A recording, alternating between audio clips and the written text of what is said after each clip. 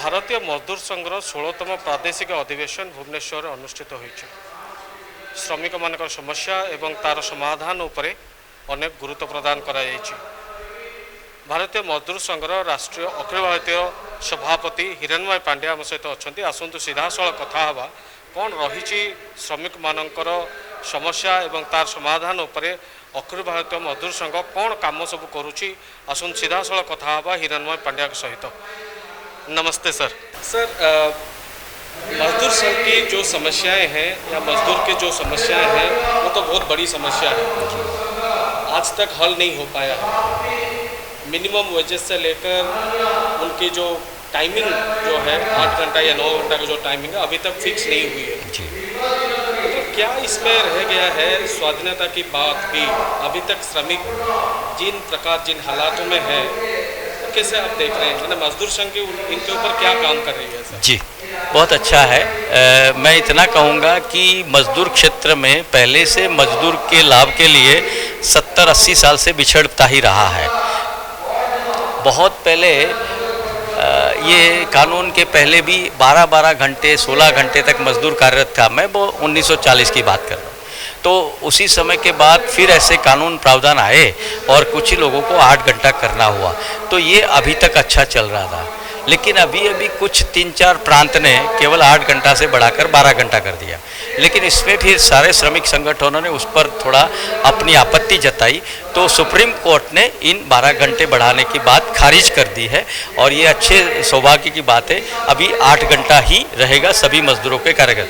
कोई एक व्यक्ति काम कराना चाहता है तो करा सकता है, लेकिन उसके लिए उसको डबल वेतन यानी डबल ओवर टाइम देना पड़ेगा, तब जाके होगा। एक ये है। लेकिन उसके साथ साथ आप जो कहते हैं वो निरंतर हर एक समस्या एक बार तो दूसरी बढ़ती है।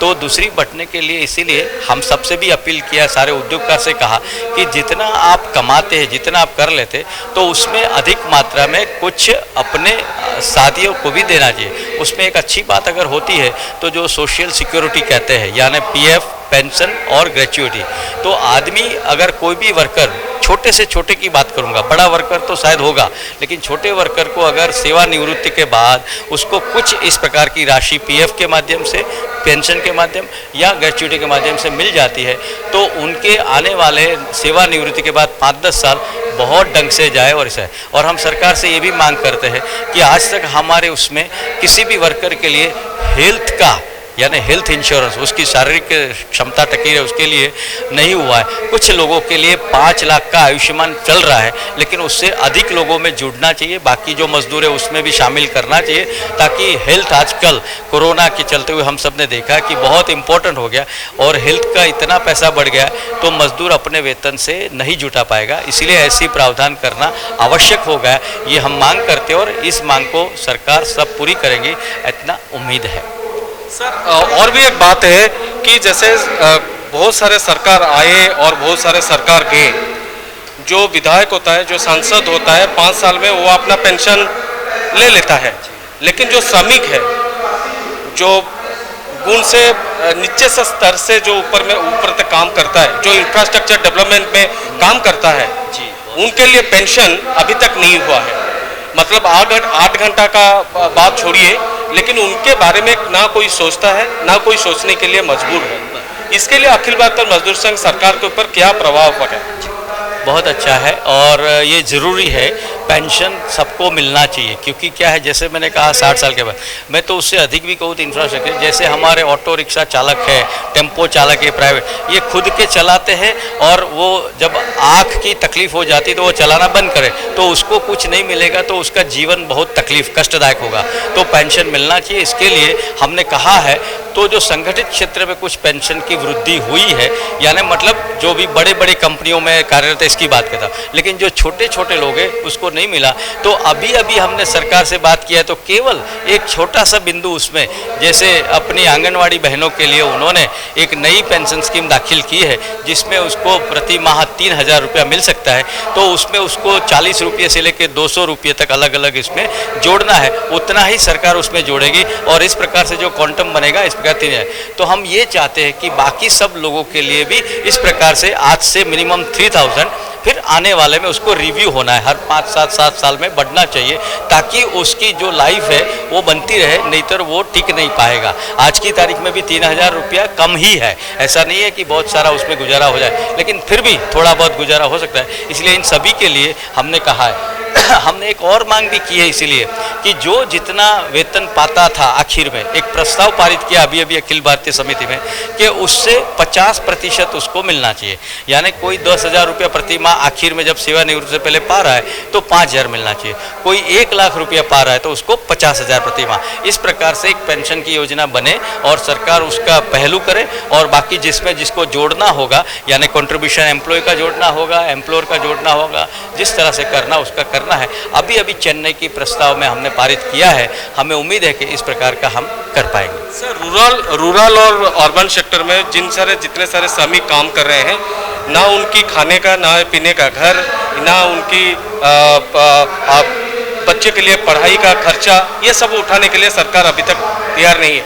लेकिन जो बैठ गया ऊपर के स्तर में जो बैठे हैं, तो उन्होंने उनके हिसाब से जो नियम कानून उनके हिसाब से बनाते हैं, लेकिन हमारे बारे में कोई नहीं सोचता। तो इससे इसको लेकर श्रमिक संगठन क्या क्या दबाव डालेगी सरकार के ऊपर? हाँ, बिल्कुल सही है, ये सच है, क्योंकि शहरी और ग्रामीण की बात करें तो ग्रामीण का मजदूर को अभी भी बहुत कठिनाई है। जैसे शेल्टर होम भी नहीं बने, हमने बहुत पहले से डिमांड किया कि शेल्टर होम बनने चाहिए, ताकि उस ग्रामीण को मजदूर को वहाँ रहने की जगह मिल जाए। इसी प्रकार से माइग्रेंट लेबर भी जो आते हैं, मतलब एक प्रांत से दूसरे से उसमें, तो वहाँ भी जब आते हैं तो उसको एक अच्छी सहायता इस प्रकार रहने की मिलनी चाहिए। और अभी जो हम सुविधा मांग रहे हैं उसके शारीरिक हेल्थ की, मतलब अपने स्वास्थ्य की, वो स्वास्थ्य की सुविधा, तो ये एक बेसिक नीड्स है, यानी मतलब उसका घर, स्वास्थ्य, इस प्रकार से इनकी मिलनी चाहिए। उसके लिए लगातार हमारा संघर्ष रहेगा, और अभी से हमने शुरू किया है कि आज संघर्ष करेंगे। और इसके लिए कई प्रांतों में हमने अपने हेल्प डेस्क शुरू किए हैं, हर एक प्रांतों में,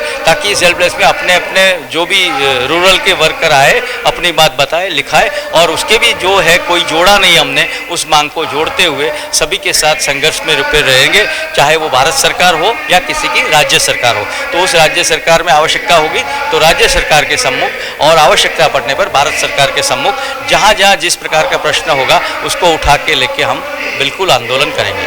सर, शेष प्रश्न आपसे रहेगी कि उड़ीसा के राज्य सरकार श्रमिक संगठन के लिए ना कुछ कर रहे हैं, ना कुछ करने के लिए वो चाह रहे हैं।